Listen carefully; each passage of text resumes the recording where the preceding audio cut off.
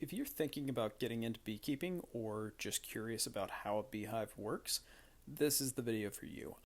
Starting from the bottom, we have the hive stand. It's the simplest part of the entire hive. It doesn't come into contact with the bees. This is what I usually use because I have my bees out on a platform, and this is very simple and easy to make. It's just meant to keep the hive off of the ground. This is the bottom board, which is the first piece that the bees will come into contact with. This is a screened bottom board, which just means that it has screens so that mites, when they fall off of the bees or emerge from the brood, can fall through. Mites are one of the biggest issues, so any little thing that can help, I tend to use. The first deep, or the brood chamber, goes directly on top of the bottom board, which creates the opening between the deep and the bottom board. I think of the brood chambers as your bee production area. The frames that I'm adjusting here are where the queen will lay eggs. There will be some honey and there will be some pollen, but the majority is going to be brood. That's what's raised in the dark area in the middle of this frame. So this is a deep frame. It's drawn comb. It came with this hive purchase.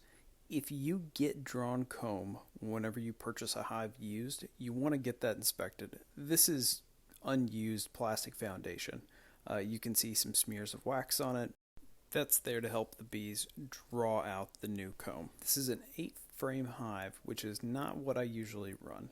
Now, 8-frame simply means that this box is made for 8 frames to fit in to each box.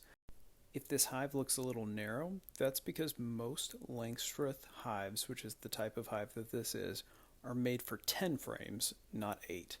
People use 8-frame boxes mainly to cut down on the weight. Beehives are extremely heavy whenever they're completely loaded up. On top of the second deep is where queen excluder would go if you were going to use one.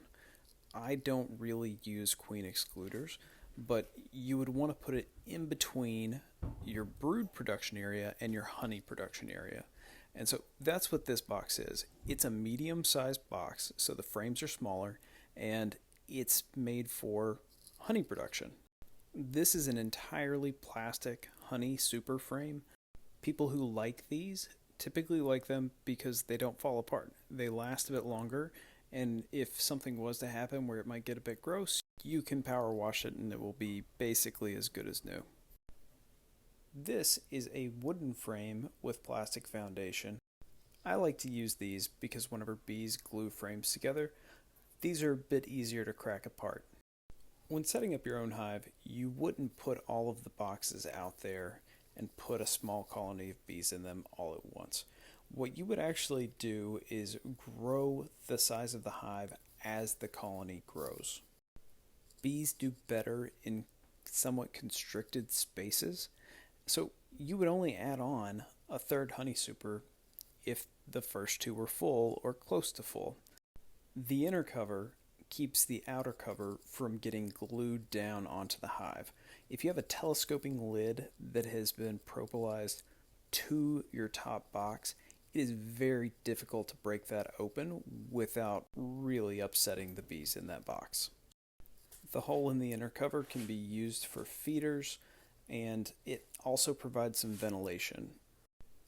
The outer cover, this is a telescoping lid, although not all outer covers are, goes on top of the inner cover, and really that's the last piece of the hive. So this is how the whole hive fits together. Typically you would put a brick or a stone on top, but those are the parts of a beehive. Thanks for watching.